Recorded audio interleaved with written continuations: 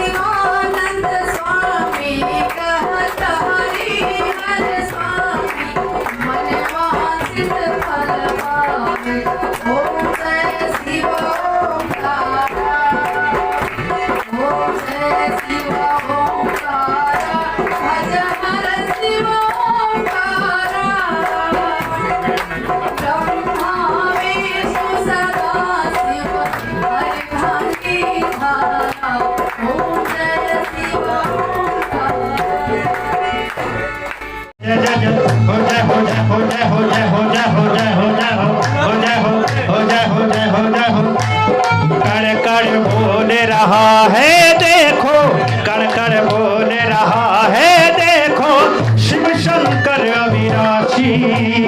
कण कण बोल रहा है देखो, शिव शंकर अविनाशी। जय हो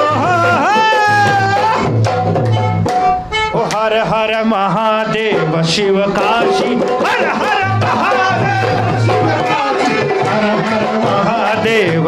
काशी, हर हर महादेव शिव काशी, हर हर महादेव शिव काशी, हर हर महादेव शिव काशी।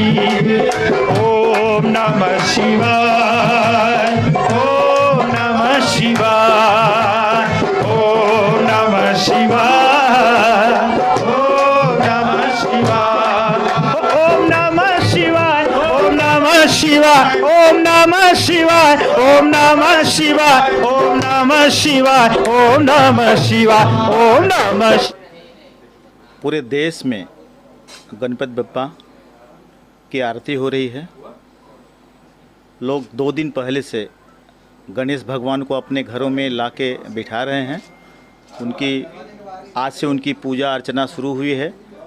1 बजे रात से उनकी पूजा अर्चना शुरू है।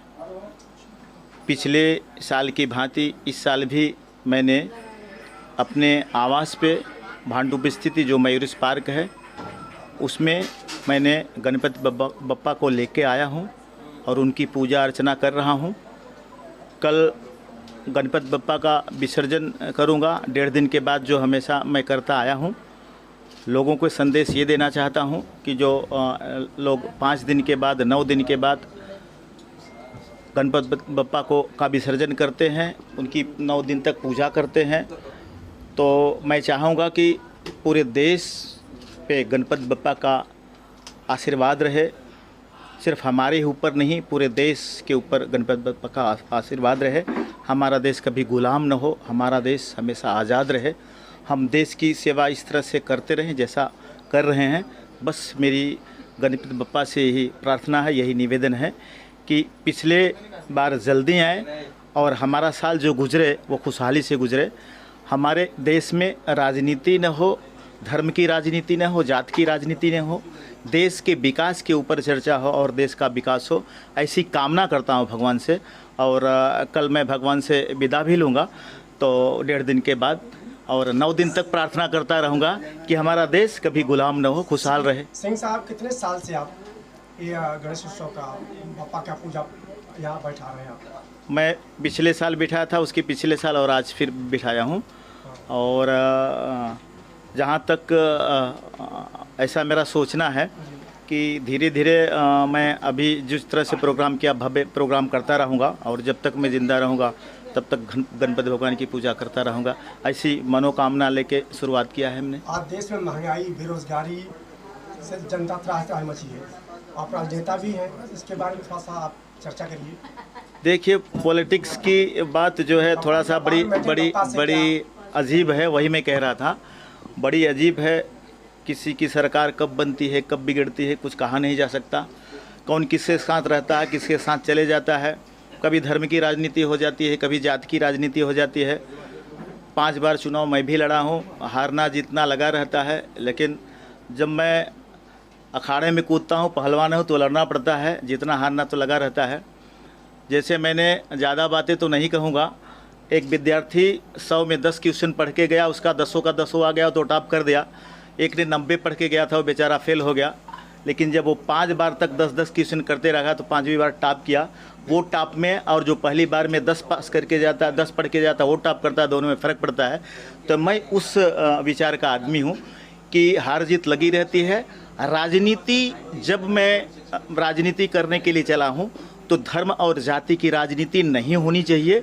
देश का सिर्फ और सिर्फ विकास होना चाहिए, उसके बारे में सोचना चाहिए, विकास के बारे में सोचना चाहिए।